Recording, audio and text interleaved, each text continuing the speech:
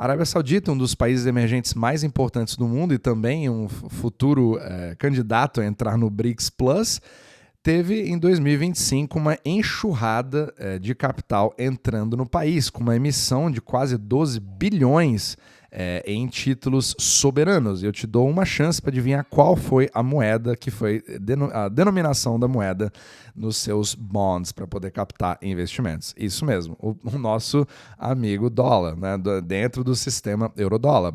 Lembrando que a Arábia Saudita, há poucos meses, foi o palco, literalmente, da morte do famoso petrodólar, entre aspas, né? Quem acompanha o podcast sabe que petrodólares não existem, e também palco da emissão de bonds para terceiros, para a China, num experimento feito pela própria China, ambos leilões que tiveram uma demanda simplesmente gigantesca em relação ao valor ofertado.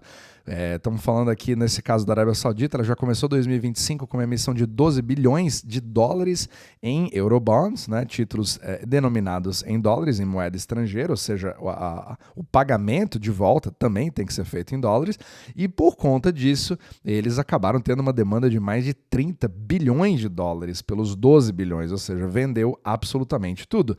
E a Arábia Saudita está numa situação bastante interessante porque eles estão se consolidando cada vez mais como um país para competir cada vez mais em modernização, né, em relação a Dubai, Abu Dhabi, virar realmente um centro também financeiro e poder enriquecer, né, abrindo fortemente o mercado. Mas, obviamente, é muito importante a gente distinguir as narrativas, né, onde você tem ali o famoso contrato de 50 anos que teria vencido entre os Estados Unidos e a Arábia Saudita e a morte desses petrodólares, que a partir de agora não seriam mais usados. E aí, meses depois, você tem a China recebendo dólares via Arábia Saudita e a própria Arábia Saudita gostando do jogo, recebendo os mesmos dólares e aceitando eles com todo o prazer para poder financiar uma das suas obras megalomaníacas, né, como a linha, né, o The Line, não sei se você já ouviu falar, mas seria muito interessante você ver, caso você não conheça, que é aquela cidade na horizontal totalmente espelhada que está em construção nesse exato momento, que muitos dizem que é possível, outros não dizem que não é possível, e obviamente que a gente só vai ver ao longo do tempo. Porém, uma coisa é certa, isso vai precisar de muitos dólares. E como a Arábia Saudita tem uma situação relativamente boa em relação às suas dívidas, e também pela produção do seu PIB, e aí foi visto como um bond extremamente interessante para muitos investidores, e acabou tendo toda uma enxurrada, né? Então o príncipe Mohammed bin Salman está trabalhando naquela agenda, né, da visão 2030, que está em todos os lugares, né, quando você vai para Riad, etc.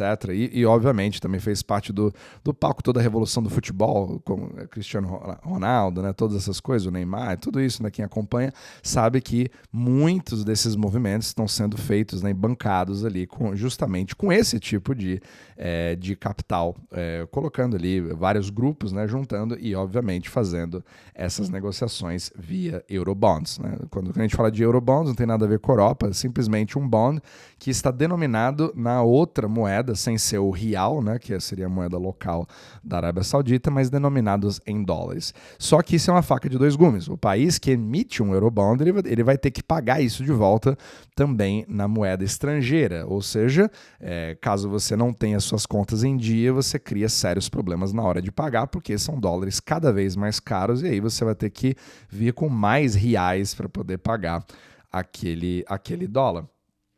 Então, parece que o reino, né, isso aqui, tudo isso que eu estou te falando, é segundo um artigo da Bloomberg, que saiu agora no dia 6 de janeiro, mostrando que o reino, né, da Arábia Saudita, ele foi um dos maiores emissores em títulos de dólares no ano passado. E aí, isso tudo está voltado pelos projetos que estão ali fortemente focados principalmente em infraestrutura, né, turismo. Você vê várias cidades aí surgindo, o que é bastante interessante, né? Mas é uma forma de você ver como que o eurodólar acaba mudando, ele acaba mutando, digamos assim, dependendo do seu formato e as regiões do mundo que ele vai criando determinados pontos de de crescimento. Então é claro que depois de 2008 a coisa retraiu muito mais, porque nos anos 2000 você tinha literalmente uma expansão em todos os lugares, né? A China, ela usou eurodólares para literalmente tirar 300 milhões da pobreza, né? Com aquele grande crescimento que aconteceu na China. Isso permitiu, né? Graças à entrada e fluxo de capitais.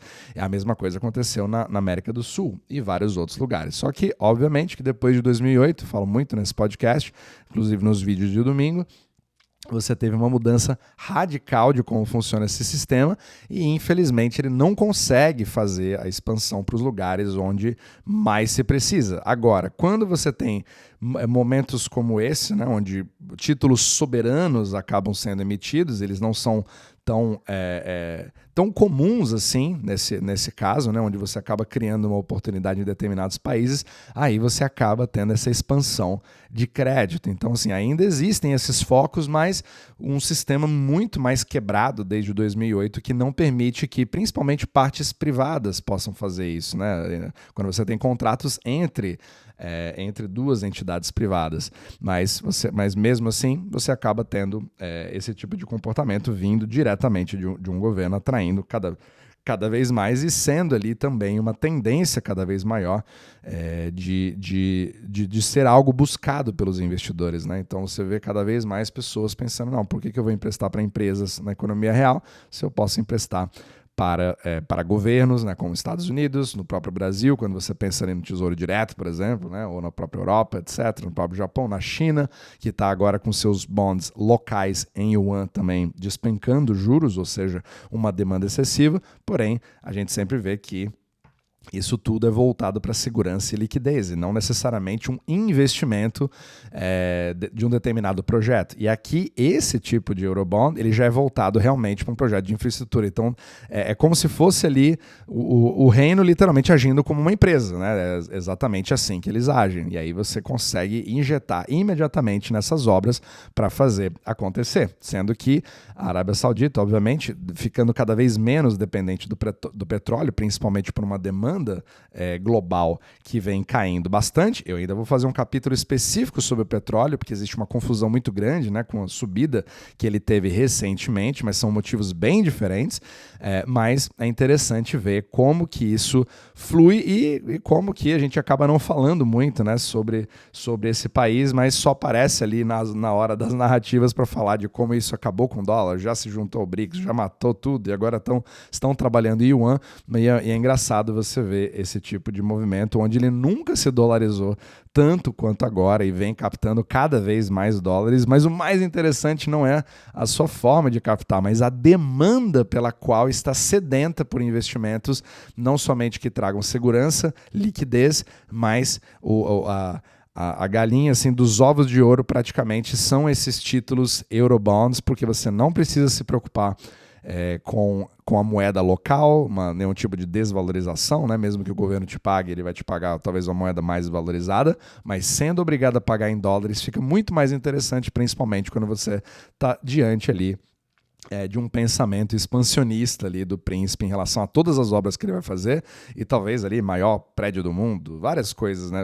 Realmente tá acontecendo um boom gigantesco, né? A Arábia Saudita ela mudou muito. Eu mesmo já fui para lá algumas vezes, mas antes da abertura, eu lembro que não tinha nem a possibilidade de você poder ir para lá sem um visto de autorização específica somente a trabalho. Não existia turismo lá e agora mudou radicalmente, né? Então você tem ali uma mudança super interessante. E vamos ver como que isso vai se desenvolvendo aos poucos, mas isso é só para mostrar que realmente você ainda tem esse tipo de movimento que é típico exatamente do sistema que nós temos hoje, por mais que ele seja falho, mas ele acaba permitindo tudo isso, que é o sistema euro-dólar.